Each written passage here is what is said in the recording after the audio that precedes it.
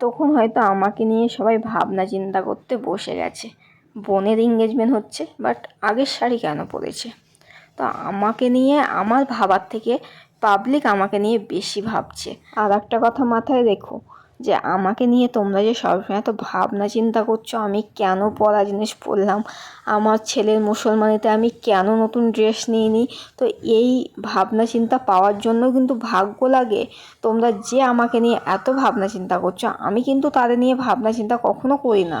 কারণ কেন, তোমরা সেই পজিশনে নেই তো, তাহলে তোমাদেরকে নিয়ে কেন আমি ভাবনা চিন্তা করতে যাব।